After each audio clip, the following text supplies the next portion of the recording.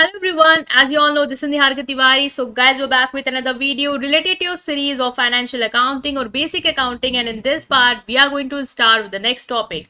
तो उससे पहले वाले पार्ट्स अगर आपने नहीं देखे हैं तो प्लीज चैनल की प्लेलिस्ट में जाकर उसे जरूर चेकआउट करेंगे। टेलीग्राम इंस्टाग्राम में ज्वाइन कर सकते हैं। टेलीग्राम ग्रुप है commerce group SWNT। So without any further delay, let's start this video. So now guys, in this part we are going to cover this, that is accounting equation numericals. इससे पहले हमने numerical जो है वो करे थे, ठीक है। एक दो मतलब सबसे पहले वाले पार्ट में थ्योरी थी प्लस एक न्यूमेरिकल के साथ बताया था।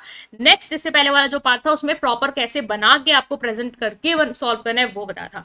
अब हम कुछ और प्रैक्टिस करेंगे, फर्दर प्रैक्टिस करेंगे, बिकॉज प्रैक्टिस जितनी ज्यादा आप इनमें करते हो, न्यूमेरिकल्स में करते हो, उतना ही ज्यादा आप कॉन्फिडेंट और अच्छे से एग्जाम में परफॉर्म कर पाते हो। तो जो बच्चे सोच रहे हैं ना हमने सब देख लिया, एक बार नजर मार ली बस हो जाएगा, नहीं हो पाएगा। अगर आपने पहले पढ़ा है तो भले ही हो जाए, अदरवाइज नहीं हो पाएगा। प्रैक्टिस करनी पड़ेगी, वहां पे जाके आप ब्लैंक हो जाओगे, ठीक है। तो हमारा मेन पर्पस है आपको प्रैक्टिस कराने का। तो आज हम फिर से नए न्यूमेरिकल के साथ सॉल्व करेंगे, और जितना ज्यादा इंटरेस्ट लेना शुरू करोगे ना उतना ज्यादा अकाउंट्स अच्छी लगेगी। तो इंटरेस्ट लेना शुरू, ठीक है।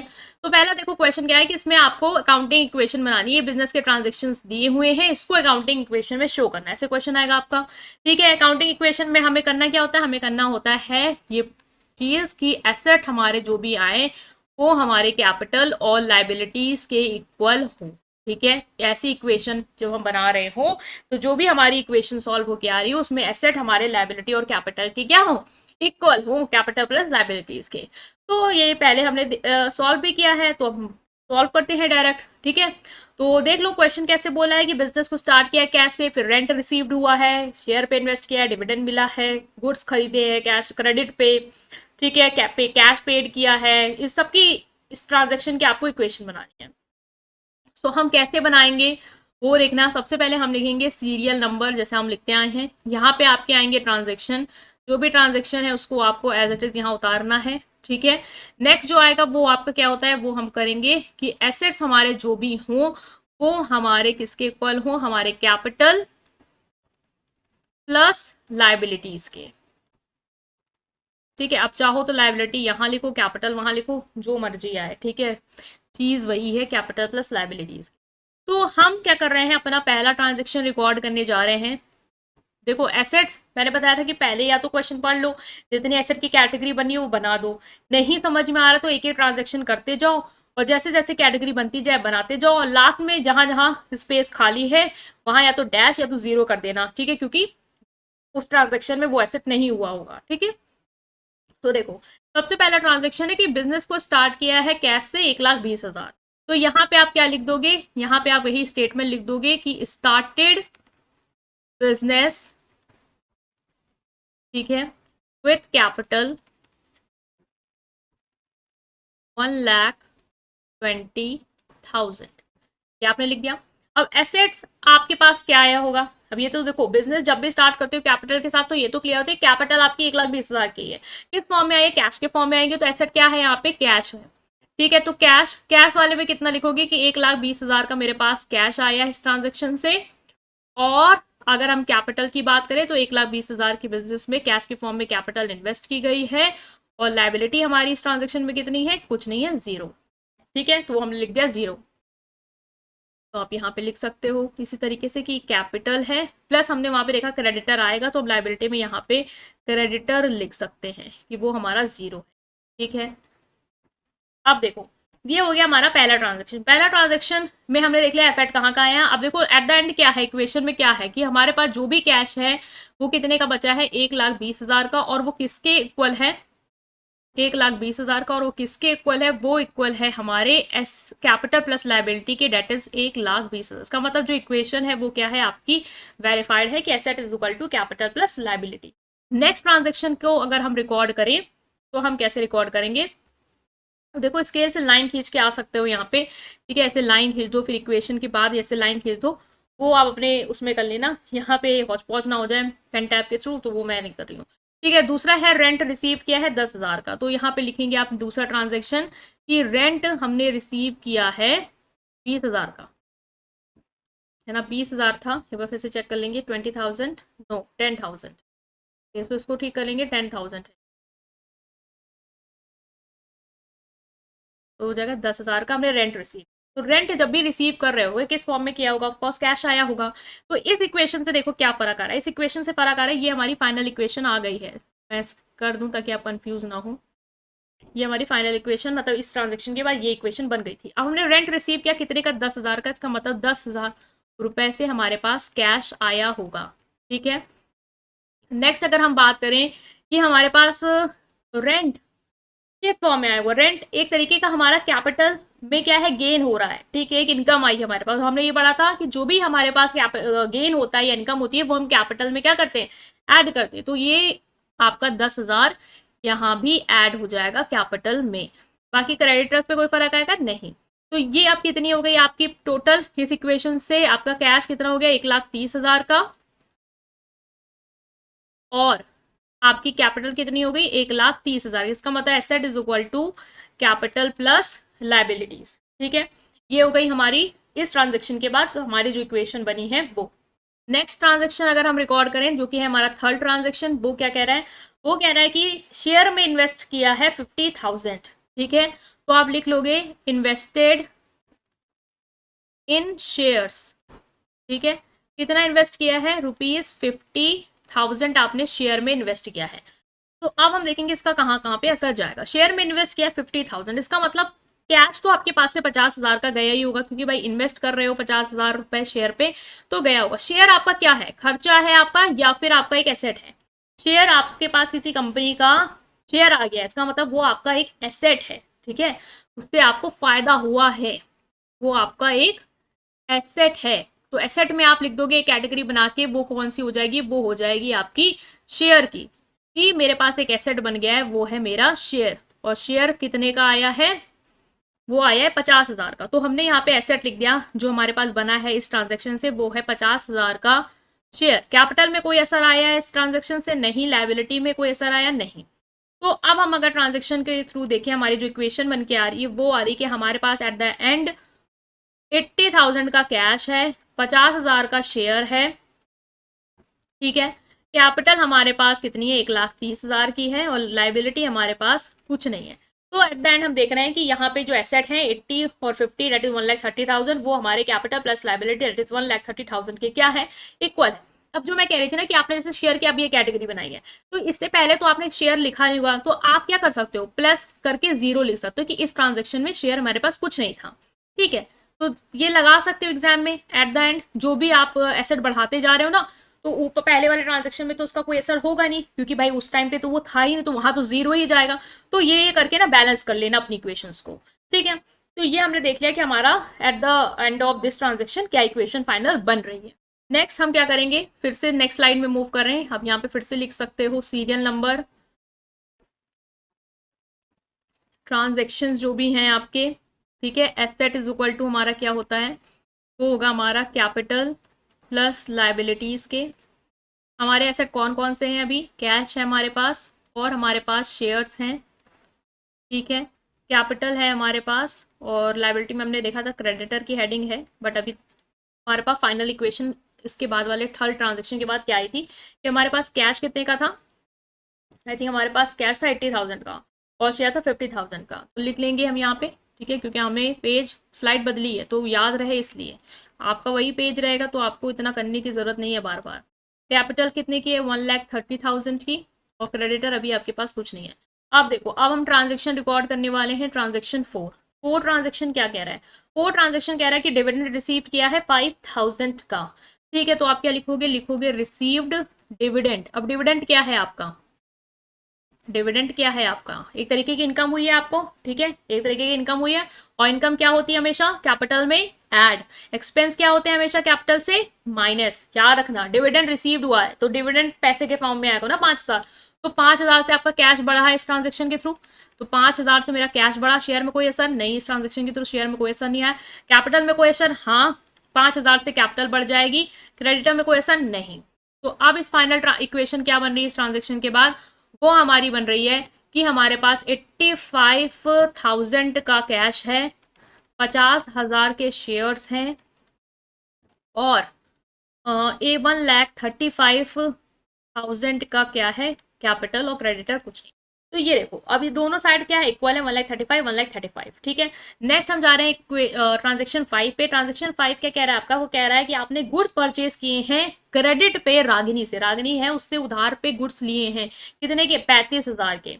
तो यहाँ पे लिख लेना परचेस्ड गुड्स ऑन क्रेडिट, पूरा आप लिख लेना, मैंने यहाँ पे हाफ लिखा है, ठीक है। 35,000 के गुड खरीदे आपने क्रेडिट पे रागिनी से, तो स्टॉक आया होगा, ठीक है, स्टॉक आया होगा।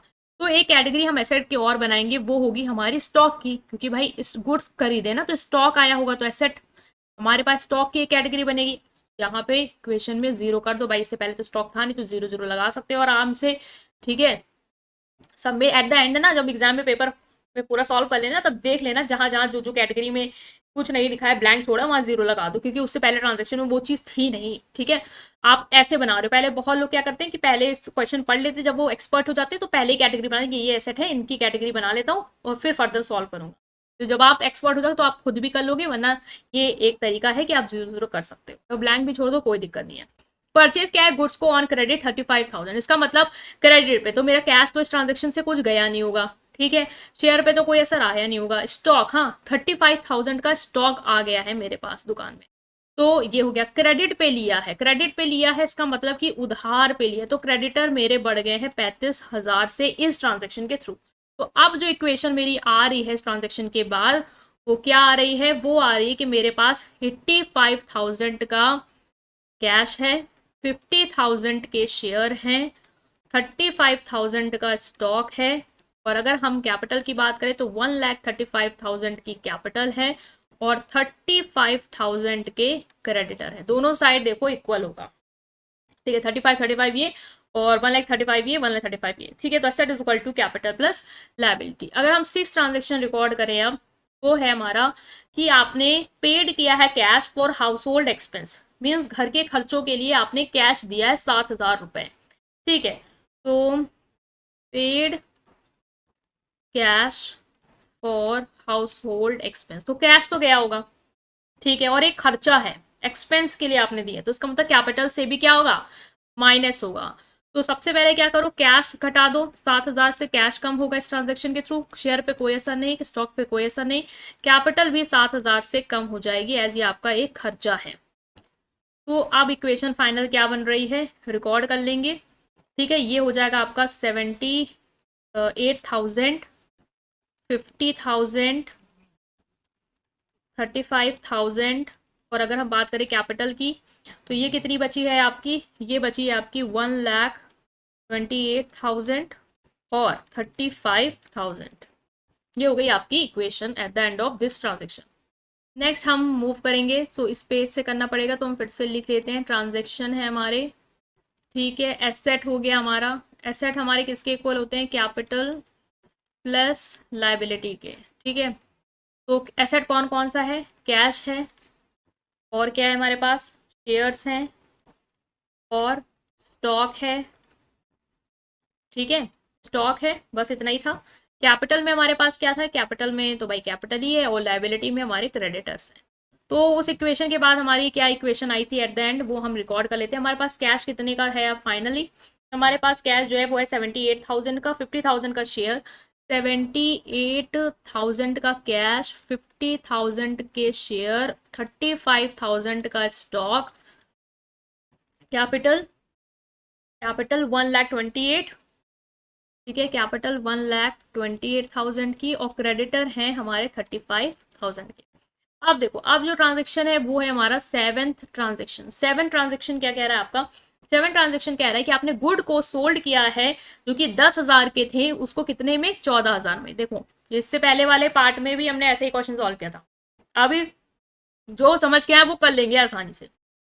कि गुड सोल्ड किया, आपने अपनी दुकान से सामान बेचा है कैश पे, ठीक है, कैश पे बेचा, क्या पैसा आया है, कितना पैसा आया, 14,000 रुपए आया, लेकिन स्टॉक कितने का कम हुआ होगा, जितने की भाई उसकी वैल्यू थी। स्टॉक कितने का था, 10,000 का था, तो 10,000 का सामान कम हुआ है, ठीक है। पैसा कितने का आया है, 14,000 का, इसका मतलब आपने प्रॉफिट में भेजा है, 10,000 का सामान 14,000 में बेचा, इसका मतलब आपने 4,000 का प्रॉफिट कमाया है। तो जो भी इनकम गेन होता है वो कहाँ पे ऐड होता है, वो होता है कैपिटल में। तो इसको इसी तरीके से लिख लोगे कि सोल्ड किया है गुड को ऑन कैश, उससे पहले वाले में ना क्रेडिट पे था, ठीक है। तो ये क्या है, सोल्ड गुड्स फॉर कैश होगा, ठीक है, फॉर कैश का लेना और नहीं 10,000 का 14,000 पे। तो अब देखो कैश आया होगा क्योंकि 14,000 तो भाई उसने हमें अपने गुड्स के पे किए होंगे जो हमने 14,000 में उसको बेचा, तो 14,000 से हमारे पास कैश आया होगा। कैश ट्रांजेक्शन पे हमारे शेयर पे कोई असर आया है? नहीं। स्टॉक पे कोई असर आया है? हाँ। क्या हुआ है, क्या स्टॉक पे असर आया कि हमारा 10,000 का स्टॉक बेचा है, इसका मतलब हमारा 10,000 से जो गुड्स है वो कम हुआ है, ठीक है। तो 10,000 से स्टॉक को क्या कर लेंगे, माइनस कर लेंगे। स्टॉक गया है, 10,000 का सामान बेचा है हमने, ठीक है। और कैपिटल पे कोई असर आया इस ट्रांजेक्शन से? नहीं। क्यों नहीं आया, कैपिटल से ट्रांजेक्शन पे असर आया है, गेन हुआ है ना हमें। 10,000 का सामान 14,000 पे बेचा, इसका मतलब हमें 4,000 का प्रॉफिट हुआ है। तो 4,000 का प्रॉफिट कैपिटल में क्या होगा, ऐड होगा। क्रेडिटर पे क्वेश्चन नहीं। तो अब जोड़ लो कितना आपका बन रहा है, ये होगा आपका 92,000, ठीक है। एट द एंड ये हो गया आपका 92,000। शेयर हो गए आपके 50,000 के। स्टॉक कम हो गया आपका 25 का ही बचा है, अब सामान आपने बेच दिया है, ठीक है। ये हो गया आपका 1,32,000 और ये हो गया आपका 35,000। ये हो गई हमारी इक्वेशन। हम ट्रांजेक्शन 8 रिकॉर्ड करेंगे। ट्रांजेक्शन 8 हमारा क्या कह रहा है, वो कह रहा है cash paid to Ragini 35,000। Ragini को आपने कैश पेड किया है। रागिनी कौन थी, रागिनी कौन थी? रागिनी से देखो जरा ऊपर जाओ, देखो आपने रागिनी से क्या किया था, उधार पे पैसा लिया था, उधार पे गुड्स खरीदे थे कितने की, 35,000, मतलब 35,000 रुपए आपको उसको पे करने थे। और अब आपने क्या कर दिया, उसको पे कर दिया है 35,000। इसका मतलब जो रागिनी मेरी क्रेडिटर थी वो अब नहीं है, क्योंकि मैंने उसको 35,000 रुपए क्या कर दिए, दे दिए। तो 35,000 रुपए से कैश कम हो गया, शेयर पे कोई असर नहीं, स्टॉक पे कोई असर इस ट्रांजेक्शन से नहीं, कैपिटल पे कोई असर नहीं। हाँ, क्रेडिटर से असर, एज क्रेडिटर मेरे कम हो गए। तो आप इसको घटा दो, ठीक है। ये कितना हो जाएगा आपका, ये हो जाएगा 12 में 5 7 और 8 में 3 5, 57,000। 50,000 का शेयर, स्टॉक 25,000 का, कैपिटल 1,32,000 ही रहेगी। और ये मेरा जीरो हो गया liability, debt is my creditor. Transaction record करेंगे 9 और लास्ट ट्रांजेक्शन। तो लास्ट ट्रांजेक्शन क्या कह रहा है, वो कह रहा है कि आपने बैंक में डिपॉजिट किए हैं पैसे। कितने पैसे डिपॉजिट किए हैं बैंक में भाई, 20,000 रुपए। 20,000 रुपए आपने बैंक में डिपॉजिट कर दिए, ठीक है। डिपॉजिट कर दिए कहाँ पे, बैंक में, लिख लेना सही से। 20,000 रुपए, 20,000 रुपए बैंक में डिपॉजिट करें, इसका मतलब कैश आया होगा, ठीक है। हाँ, डिपॉजिट करें मतलब कैश गया होगा। बैंक में अपने पैसे उठा के दुकान से बैंक में लगा दिए, इसका मतलब कैश कितने से कम हो गया, कैश कम हो गया आपका 20,000 से। तो 20,000 रुपए आप माइनस करेंगे, 20,000 रुपए आप माइनस करेंगे इस ट्रांजेक्शन से कि कैश में चला गया पैसा, ऊपर से बैंक में गया। तो बैंक आपके लिए क्या हो गया, एक तरीके का आपका जो भी पैसा बैंक में, वो आपका एसेट है। तो एक एसेट और बढ़ जाएगा यहाँ पे, वो हो जाएगा आपका कौन सा एसेट, वो हो जाएगा आपका बैंक का एसेट, ठीक है। आप 0 0 लगा दो भाई, ये कैटेगरी अलग से आई है। तो इस ट्रांजेक्शन से शेयर पे कोई ऐसा नहीं है, स्टॉक पे कोई ऐसा नहीं। हाँ, बैंक में आपका 20,000 रुपए जमा हो गया तो एक एसेट बढ़ गया है। कैपिटल आपकी उतनी ही रहेगी, तो इस पर कोई असर नहीं है, जीरो उतारना नहीं एग्जैक्टली। और ये क्योंकि इस ट्रांजेक्शन के बाद अगर उतार दोगे ना तो फिर आप ऐड ना कर दो गलती से, इसलिए नहीं उतार। तो ये हो जाएगा आपका 37,000, क्योंकि जो ट्रांजेक्शन है उसका असर जहां जा रहा है बस वही करना होता है। ये हो जाएगा आपका 50,000 का शेयर बचा है। ये हो जाएगा आपका 25,000 का मेरे पास क्या है, स्टॉक। 20,000 का अमाउंट मेरा बैंक में है। एट द एंड 1,32,000 मेरे पास कैपिटल है और लाइबिलिटी मेरे पास इस समय कुछ भी नहीं है। ये हो गई मेरी फाइनल इक्वेशन, ठीक है। तो आपने इस क्वेश्चन को क्या किया, इजीली सॉल्व कर लिया है। आई होप आप अपने साथ साथ भी सॉल्व कर रहे हो पेपर में या अपनी कॉपी में, ठीक है। हर ट्रांजेक्शन को अच्छे से बार बार देखते जाओ, प्रैक्टिस करते जाओ, इजी हो जाएगा आपके लिए। एक नेक्स्ट क्वेश्चन के साथ मूव ऑन करेंगे। इस वीडियो में हम 2 क्वेश्चन सॉल्व करेंगे। आई थिंक आपको अच्छा लग रहा होगा, ये ईजी लग रहा होगा, और जितनी ज़्यादा प्रैक्टिस करोगे उतना ज़्यादा सही लगने भी लगेगा, ठीक है। तो ये है आपका नेक्स्ट क्वेश्चन, जिसमें आपने फिर से अकाउंटिंग क्वेश्चन बनानी है। बोला है बिजनेस को स्टार्ट किया है कैश से, तो ये वाले देखो जब भी आ जाएगी आपको ये वाली तो नंबर पक्के ही है कि भाई कैश से स्टार्ट किया तो कैश में पैसा आया, कैपिटल में आया, ठीक है। परचेज गुड्स फॉर कैश, ये भी आपको आसानी से आ जाता है कि हाँ स्टॉक बढ़ा और कैश गया, ठीक है। तो ये जो चीजें जो आप बार बार कर रहे हो ना, तो कुछ ट्रांजेक्शन तो आपको खुद ब खुद दिमाग में बैठे जा रहे हो, जो नए आ रहे हैं ना उसको अच्छे से देख लो, ठीक है, ताकि आप उसको एग्जाम में ये मत सोचो कि यार ये तो मैंने पढ़ा ही नहीं। ठीक है, हम ज्यादा से ज्यादा प्रैक्टिस इसीलिए कर रहे हैं ताकि आपका परफेक्शन है। एक भी टॉपिक पढ़ो अच्छे से पढ़ो, ताकि उसका अगर 10 नंबर का भी क्वेश्चन आता है तो आप वहां पे 10 नंबर ले लो आराम से। ठीक है, तो अब हम स्टार्ट कर रहे हैं इस ट्रांजेक्शन के साथ। तो सबसे पहले हमने क्या करना है, लिख लेना है ये हमारा सीरियल नंबर है, ये हमारे ट्रांजेक्शन है। ठीक है, हम यहाँ पे क्या लिखते हैं कि हमारे जो एसेट्स हैं वो हमारे किसके इक्वल हैं, कैपिटल के और लाइबिलिटीज के। तो ये तो आपको मैं उतनी दिन समय से पढ़ा रही हूँ तो इतना समझ में आ गया है। अब देखो, अब पहले या तो कैटेगरी बना लो या तो फिर बाद में कैटेगरी बना। अगर मैं आज आपको पहली कैटेगरी बनाना सिखा दूँ, देखो कैसे देख सकते। बिजनेस को स्टार्ट किया है कैश से, इसका मतलब कैश जो है वो मेरा एक एसेट होगा। ठीक है, और कैपिटल पैसा जाएगा, इसका मतलब कैपिटल तो मेरी लिखी हुई है, तो एक एसेट तो चलो मेरा बनेगा क्या, कैश, और कैपिटल तो मेरी है ही तो वो तो रहेगी। ठीक है, नेक्स्ट देखो, परचेज गुड्स फॉर कैश, इसका मतलब कैश गुड्स परचेज किया है कैश पे, इसका मतलब जो कैश है वो आया होगा और गुड्स जो है वो गया होगा। इसका मतलब स्टॉक भी एक कैटेगरी बनेगी मेरी एसेट की, क्योंकि स्टॉक जो है वो कम हो रहा है और कैश तो मेरे पास है ही एक कैटेगरी एसेट की, तो वो मैं रखा रहूंगा। तो ये आपने समझ लिया कि एक कैटेगरी स्टॉक की बनेगी। नेक्स्ट आपने देखा कि फर्नीचर परचेज किया फ्रॉम आरके फर्नीचर। फर्नीचर क्या होता है, एसेट होता है। ठीक है, आरके फर्नीचर खरीदे तो उधार पे खरीदे, क्योंकि आपने यहाँ पे कैश का जिक्र नहीं किया है। तो परचेज किया है फर्नीचर, फर्नीचर भी क्या होगा, मेरा एसेट होगा। आरके फर्नीचर्स खरीदा है, आरके को पैसे नहीं दिए, तो आरके क्या हो गया, मेरा क्रेडिटर हो गया। तो इसका मतलब एक क्रेडिटर, एक लाइबिलिटी वाली कैटेगरी मेरी आएगी क्रेडिटर की। और फर्नीचर खरीदा, इसका मतलब एक एसेट मेरे पास फर्नीचर का भी बनेगा। ठीक है, जो बच्चे जब एक्सपर्ट हो जाएंगे वो ऐसे ही पहले ही क्वेश्चन को देख देख के बता देंगे। Sold goods to Parul trader, Parul trader जो है उसको हमने क्या किया है, गुड्स बेचे हैं 7,000 के। बिल नंबर भी हमारा है कि 7,000 के गुड्स जो है वो 9,000 में बेचे हैं, किसको, पारुल ट्रेडर को।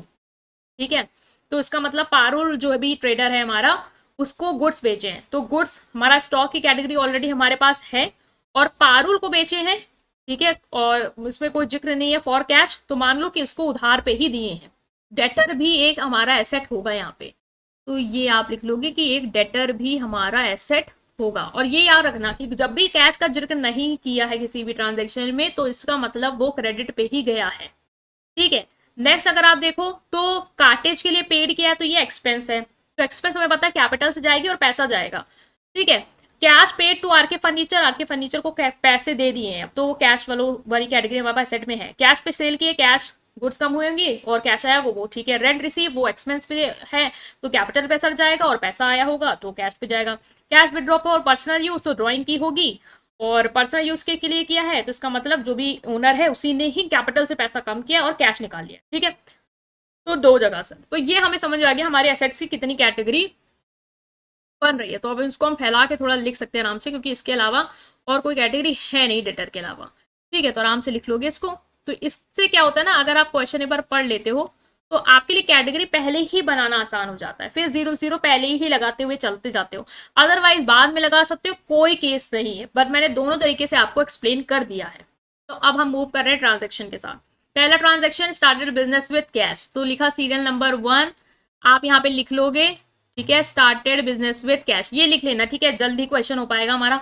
एक एक हेडिंग मैं लिखूंगी तो वो टाइम लगेगा। आपको पता है क्या लिखना है, स्टेटमेंट लिखनी है पूरी। बिजनेस स्टार्ट किया है कैश से। ठीक है, कितने कैश से स्टार्ट किया, जरा देखो, 1,25,000 से उन्होंने स्टार्ट किया, तो इसका मतलब कैश आया होगा मेरे पास कितना, 1,25,000 का मेरे पास कैश आया होगा। स्टॉक आया किस क्या इस ट्रांजेक्शन से, नई फर्नीचर आया, नई डेटर है, नई कैपिटल, हाँ कैपिटल लगी होगी, क्योंकि 1,25,000 रुपए जब भी आपने कैपिटल लगा के ही बिजनेस शुरू किया है। ठीक है, तो ये हो गया ट्रांजेक्शन। अब इक्वेशन बना लो, एट द एंड क्या बन रही है कि हमारे पास क्या क्या सामान बचा है। तो इस ट्रांजेक्शन के बाद हमारे पास 1,25,000 का कैश है, स्टॉक मेरे पास कुछ नहीं है, फर्नीचर कुछ नहीं है, डेटर कुछ नहीं है, कैपिटल 1,25,000 की है, क्रेडिटर कुछ नहीं है। ओके, सो नेक्स्ट ट्रांजेक्शन को रिकॉर्ड करते हैं यहाँ पे। नेक्स्ट ट्रांजेक्शन आपका क्या कह रहा है, नेक्स्ट ट्रांजेक्शन आपका कह रहा है कि आपने गुड्स को परचेज किया है कैश पे 50,000 के। ठीक है, तो आप यहाँ पे लिख लो, मैं यहाँ लिख दे रही हूँ। ठीक है, पता चला, ठीक है, आप याद रख पाओ। परचेज किया है गुड्स फॉर कैश 50,000 का, तो गुड्स को परचेज किया है कैश पे, इसका मतलब कैश तो आया होगा, सॉरी गया होगा, क्योंकि सामान लिया है तो 50,000 रुपए तो आपने कैश दे दिए होंगे, और गुड्स कितने का आया होगा, 50,000 रुपए का स्टॉक आया होगा। फर्नीचर पे कोई ऐसा नहीं, डेटा पे इस ट्रांजेक्शन से नहीं, कैपिटल पे कुछ नहीं, क्रेडिटर पे कुछ नहीं। ठीक है, इसका मतलब फाइनली आपके पास कैश कितने का बचा है, 75,000 का कैश है, 50,000 का आपके पास स्टॉक है, फर्नीचर आपके पास कुछ नहीं है, डेटर अभी कुछ नहीं है, 1,25,000 का क्या है, कैपिटल है, और क्रेडिटर आपके पास कुछ नहीं है। देखो कैटेगरी चाहो तो बनाओ पहले, वरना मत बनाओ, क्योंकि फिर आप कंफ्यूज होगे कि फर्नीचर नहीं है, फर्नीचर अभी आया ही नहीं तो होगा ही कहाँ से। ठीक है, बट जैसा आपको कन्वीनियंट लगे, बाद में जीरो बना देना। मैं तो पहले लिख लेती थी आराम से, बाद में जीरो वीरो बना देती थी जहां पे जो चीज नहीं होती थी वहां पे। ठीक है, आप भी वही करो। इक्वेशन की बात करें, लिख दिया हमने, बट एक बार बता दिया है कि अगर एक्सपर्ट हो रहे हो और जल्दी से करना चाहते हो चीजों को, तो इस तरीके से लिख के कर भी सकते हो कि जीरो जीरो का बाद में बर्डन आए। परचेज फर्नीचर फ्रॉम आर के फर्नीचर 10,000। ठीक है, फर्नीचर परचेज किया है, तो यहाँ पे शॉर्ट में हेडिंग डाल दी मैंने कि फर्नीचर परचेज किया है आर के फर्नीचर से। आर के फर्नीचर से परचेज किया है मतलब नाम दिया है, इसका मतलब कि जब भी कभी नाम दिया और कैश का जिक्र ना हो, समझ जाओ क्रेडिट पे ही लिया है। तो आर के फर्नीचर से क्रेडिट पे उधार पे क्या लिया है, फर्नीचर खरीदा है 10,000 का। पैसा तो गया नहीं होगा क्योंकि पैसा दिया ही नहीं है। फर्नीचर आया होगा मीन एसेट तो आया आपके पास 10,000 का।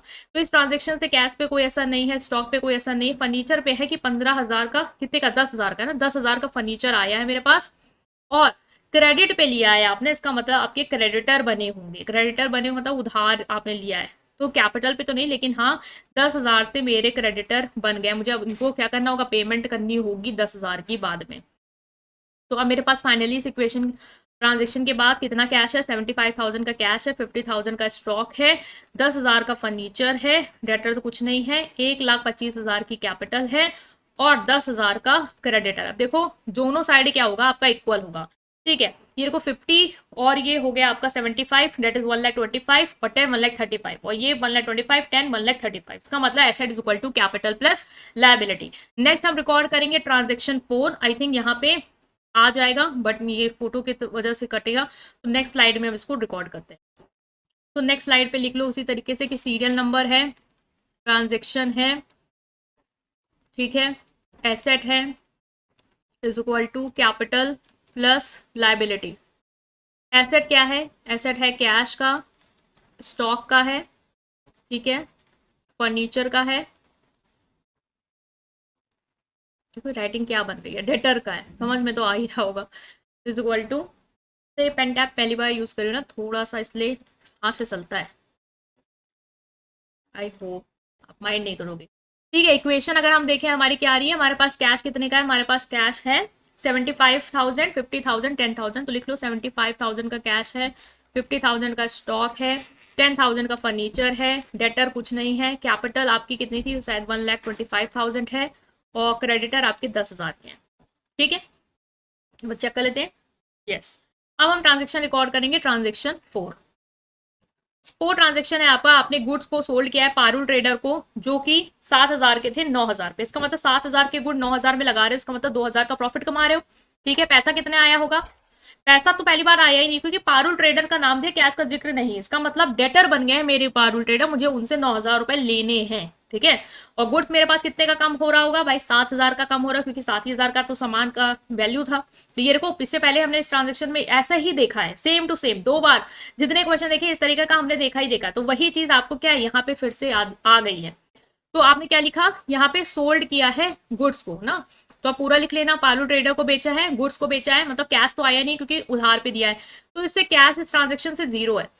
और क्या दिया आपने, गुड्स बेच दिए हैं, इसका मतलब स्टॉक जो है वो मेरा कम हुआ होगा, कितने से कम हुआ होगा, कितने का गुड्स था 7,000 का, 7,000 का जो सामान है वो प्रॉफिट पे दिया, तो 7,000 का क्या हुआ मेरे पास से स्टॉक कम हो गया। फर्नीचर पे कोई ऐसा ट्रांजेक्शन से नहीं, डेटर पे हाँ भाई उससे 9,000 रुपए लेने, क्योंकि 7,000 का सामान 9,000 पे मैंने उसे दिया है, तो 2,000 का मेरा पास क्या है प्रॉफिट, जिसका असर कहाँ जाएगा, कैपिटल में। एज जितने भी गेन होते हैं, इनकम होते हैं, वो कैपिटल पे ऐड होते हैं, और जितना भी लॉस होता है, एक्सपेंस होता है, वो कैपिटल से माइनस होता है, पढ़ा है हमने। ठीक है, और आपको ये भी पता है इससे पहले हमने 3 बार इस न्यूमेरिकल में, हर न्यूमेरिकल में 3 बार इस तरीके के ट्रांजेक्शन को देखा है, जब आप कम का सामान ज्यादा में बेचते हो उसका इंपैक्ट 3 जगह जाता है। अब तो आपको रट गया होगा, कैश कितना है आपके पास 75,000 का, स्टॉक कितना बचा है आपके पास, माइनस कर दोगे 43,000, फर्नीचर आपके पास 10,000 का है, डेटर आपके पास 9,000 का है, अगर बात की जाए कैपिटल की तो 1,27,000 और क्रेडिटर 10,000 के। ठीक है, दोनों साइड क्या है आपका इक्वल होगा या बैलेंस होगी इक्वेशन। नेक्स्ट हम ट्रांजेक्शन 5 रिकॉर्ड करेंगे। 5 ट्रांजेक्शन है आपका, क्या है 5 है आपका, आपने कार्टेज के लिए पे किया है 100 रुपए, ठीक है, भाड़ा वाला पे किया होगा आपने 100 रुपए, तो 100 रुपए कैश से कम हुआ होगा, पहली बात तो भाड़ा गया है, एक्सपेंस है, ठीक है, 100 रुपए आपका कैपिटल से कम हुआ, नहीं 100 रुपए, तो कर देते कर देते हैं आप कन्फ्यूज, ठीक है, कितना हो जाएगा 100 रुपए। आप इसको सॉल्व करो, 75,000 में से 100 गया आपका, 74,900 कैश बचा है, 43,000 बाकी आपका इससे ट्रांजेक्शन में कहीं नहीं है सर, तो 0 0 कर दिया है। 43,000 का एट द एंड स्टॉक है, 10,000 का फर्नीचर है, 9,000 के डेटर हैं। कैपिटल कितने की है, कैपिटल अगर देखें तो कम हो गई है, 1,26,900 प्लस 10,000 के क्रेडिटर। ये आपका जो इक्वेशन है वो क्या होगी, दोनों साइड बैलेंस होगी। नेक्स्ट हम ट्रांजेक्शन 6 रिकॉर्ड करेंगे। ट्रांजेक्शन 6 को देखें तो है कि आपने आरके फर्नीचर को फुल सेटलमेंट में पैसा पे कर दिया 9,700। इसका मतलब देखो, आरके फर्नीचर से हमने क्या किया था, फर्नीचर उधार पे लिया था 10,000 का, फुल सेटलमेंट हो गया, मतलब कि अब कुछ पैसा बचा नहीं है, जितना था वो पूरा सेटल हो गया, कितने पे 9,700, हो सकता है 300 रुपए का आपको उसने डिस्काउंट दे दिया हो, आपने उससे बोला 10,000 का फर्नीचर लिया था, पैसे देने आए गए हो, उसने कहा कि भाई आपने बोला 9,700 कुछ डिस्काउंट दे दो, उसने कहा चलो ठीक है 300 रुपए का डिस्काउंट, 9,700 रुपए दो, या फिर आपके पैसे कम थे, आपने कहा यार पूरा सेटल कर दो, 9,700 लो, 300 रुपए कम कर दो, तो उसने कम कर दिया, तो जो भी आपने सेटलमेंट किया वो फुल हो गया, मीन अकाउंट उसके दुकान में आपका क्लोज हो गया, अब आपको कोई पैसे उसने नहीं देने। कितना पे किया आपने, 9,700, ठीक है, तो 9,700 रुपए को आप इस ट्रांजेक्शन में क्या करोगे, रिकॉर्ड करोगे, पेड किया है आपने, कैश पेड किया है, ठीक है, फर्नीचर का तो लिख लेना 9,700, पहली बात तो कैश गया हुआ, क्योंकि 9,700 से आपने उसको रुपए दे दिए हैं। ये जो आरके फर्नीचर था वो आपका था क्या, क्रेडिटर था बेसिकली, क्योंकि आपने उसे 10,000 का उधार पे क्या करा था, सामान लिया था, तो क्रेडिटर की जो लाइबिलिटी है वो पूरी तरीके से आपने सेटल की, 9,700 से माइनस नहीं करना, फिर तो कहोगे 300 रुपए अभी उसको और देने, नहीं देने, फुल सेटलमेंट हो गया, मतलब कि अब कुछ नहीं देना है, तो अब जो भी उसका अमाउंट था वो आपने सेटल कर दिया, इसका मतलब 10,000 रुपए जो भी उसके क्रेडिटर के पास आपके थे वो आपने पूरा सेटल कर दिया, 10,000 रुपए का जो भी खाता था वो बंद हो गया है वहां पे, तो अब जो बचा है आपका वो आपने दे दिया, मतलब सेटल हो गया, 10 और 300 रुपए का आपको क्या मिल गया, डिस्काउंट मिल गया, और डिस्काउंट वाला जो इनकम हुई है वो कहाँ जाती है, आपका असर, उसका असर जाता है आपका कैपिटल पे, मतलब कि 300 रुपए का आपको एक इनकम हुई है, तो वो भी आप यहाँ पे लिखोगे कैपिटल में। तो इस ट्रांजेक्शन से 3 जगह असर गया, आपने देखा, पहली बात तो कैश गया है, दूसरा आपने 300 रुपए का डिस्काउंट मिला है, तो वो आपका एक इनकम है, गेन है, वो कैपिटल में ऐड कर दी, और क्रेडिटर आपके 10,000 से पूरी तरीके से क्या हो गए, खत्म हो गए। तो अब इसको आप लिख लो, फाइनल इक्वेशन जो बन रही है, आ रही है इक्वेशन, वो आ रही है आपकी, ये होगा आपका 65,200 प्लस 43,000 का एट द एंड आपके पास स्टॉक है, 10,000 का फर्नीचर है, डेटर आपके 9,000 के हैं, 1,26,900 में आपका 300 रुपये और ऐड हो जाएगा, तो ये कितना हो गया आपका 0,02721, 1,27,200, और क्रेडिटर आपके बिल्कुल क्या हो गए, खत्म हो गया। अब दोनों साइड का देखो इक्वेशन जो है वो बिल्कुल बैलेंस होगी, यहाँ पे 1,27,200 है, इधर भी आपका 1,27,200 ही होगा। नेक्स्ट अगर हम ट्रांजेक्शन रिकॉर्ड करें, ट्रांजेक्शन 7 डेट इज कैश में सेल की है, 10,000 के गुड्स आपने 12,000 में बेचे हैं, इसका मतलब 10,000 के गुड्स कम हुए होंगे, 12,000 में बेचे हैं, कैश पे बेचे, इसका मतलब 12,000 रुपए कैश मिला होगा, और 2,000 का प्रॉफिट है, कहाँ पे जाएगा, कैपिटल पे जाएगा 2,000 का प्रॉफिट, तो इसका ट्रांजेक्शन लिख दो कि कैश सेल की है आपने। कैश सेल में क्या है, कैश सेल में आपको कितना रुपए मिला होगा, 10,000 का सामान 12,000 में बेचा, इसका मतलब 12,000 रुपए आपके पास आए होंगे, तो इस ट्रांजेक्शन से 12,000 रुपए आए होंगे। स्टॉक, हाँ भाई गुड्स बेचा है आपने, कितने का, आपका सामान कम हुआ है 10,000 का, तो 10,000 का आपका स्टॉक कम हो गया है, फर्नीचर तो गया नहीं है इस ट्रांजेक्शन से, ना डाटा पे कोई असर आया है, आपने क्या किया है, गेन पे बेचा है, मीन्स 12,000 का सामान 10,000 का सामान 12,000 पे, इसका मतलब 2,000 का जो इनकम हुई है प्रॉफिट हुई कैपिटल में ऐड होगी, ठीक है। तो अब हमने फाइनल इक्वेशन लिख ली इस ट्रांजेक्शन के बाद, जो कि हमारी है कि ये हो गया 200, ये 77,200 का कैश है, नेक्स्ट 33,000 का स्टॉक बचा है, फर्नीचर 10,000 के हैं मेरे पास, 9,000 का मेरे पास एट द एंड डेटर है, ठीक है, 2,000 का यहाँ पे भी प्रॉफिट हो गया, डेट इज 1,29,200 का कैपिटल है, और 0 रुपीज की क्रेडिटर्स। नेक्स्ट हम जो बचे हुए जो 2 ट्रांजेक्शन है उसको नेक्स्ट पेज में रिकॉर्ड करेंगे। तो लिख लो फिर से उसी तरीके से ट्रांजेक्शन, ठीक है। Asset is equal to capital plus liability. Asset क्या है? कैश है, स्टॉक है, फर्नीचर है और डेटर है। कैपिटल में क्या है? आपके पास सिर्फ कैपिटल ही है, ठीक है, कैपिटल तो कैपिटल ही है। और लाइबिलिटी में क्रेडिटर। हमारे पास बचा क्या था? इतना क्या था वो लिख लेते हैं। कैश हमारे पास फाइनली 77,200 है, तो लिख लो 77,200। स्टॉक हमारे पास 33,000 का है। फर्नीचर हमारे पास आई थिंक 10,000 का था। फर्नीचर हमारे पास 10,000 का है, 9,000 का डेटर है।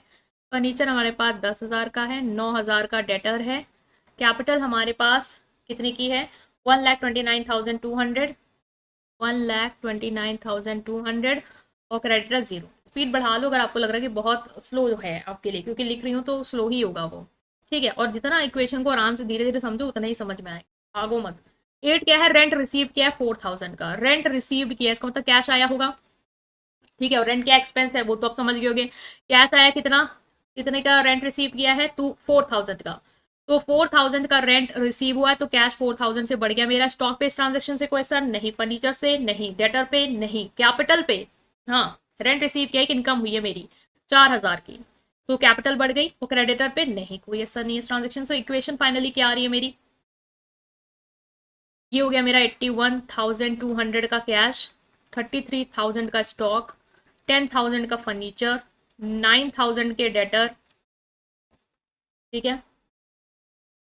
आप देखो ये हो गया आपका 1,33,200 की कैपिटल और क्रेडिटर 0। हम रिकॉर्ड कर रहे हैं ट्रांजेक्शन 9। 9 जो लास्ट ट्रांजेक्शन है वो क्या है आपका? कैश विड्रॉ किया पर्सनल यूज के लिए। कैश विड्रॉ किया आपने पर्सनल यूज के लिए 3,000, ठीक है, 3,000 का। तो कैश तो कम हुआ होगा, पहली बात तो कैश विड्रॉ ही क्यों हुआ है, तो 3,000 का तो कैश कम हो गया, ठीक है। 3,000 का कैश कम हो गया। पर्सनल यूज के लिए तो मतलब जो ओनर है जिसने कैपिटल में लगाया उसी ने ही अपने 3,000 रुपए निकाल लिए, तो एक कैपिटल में सर गया। ये वाला ट्रांजेक्शन में से पहले न्यूमेरिकल में किया है, याद होगा आपको, ठीक है। नहीं याद है तो आप याद रखो, ठीक है। इसको कर लेंगे माइनस 78,200, ये हो गया 33,000 का। एट द एंड आपके पास स्टॉक है, 10,000 का फर्नीचर है, 9,000 का आपका डेटर है, ठीक है। यहाँ पे देखो तो हो जाएगा 1,00,000, ये इक्वल का साइन होगा, नॉट प्लस का साइन, ठीक है, क्योंकि इक्वेशन वेरीफाई हो रही है ना, इक्वल का साइन ही होगा। इक्वल्स टू 1,30,200 की कैपिटल प्लस नो। अब देखो इसका समीशन जब करोगे आप, ये किसके इक्वल आएगा? आपका 1,30,200, जो कि हमारी फाइनल इक्वेशन कह रही है कि asset is equal to capital plus liability. So ये हमने यहाँ पे सॉल्व कर लिया है गाइस। तो आप अंडरस्टैंड कर पा रहे हैं? स्टिल कोई भी डाउट है, ठीक है, तो उसे कमेंट सेक्शन में पूछेंगे। न्यूमेरिकल की जितनी ज़्यादा आपको क्वेश्चन मिल सके उसकी उतनी ज़्यादा प्रैक्टिस करें। जितनी ज़्यादा प्रैक्टिस करेंगे उतनी ज़्यादा आप एक्सपर्ट हो पाएंगे और उतनी ज़्यादा आपकी स्पीड इंप्रूव हो, ठीक है। तो लाइक करेंगे, सब्सक्राइब करेंगे, फ्रेंड के साथ शेयर करेंगे। Thank you.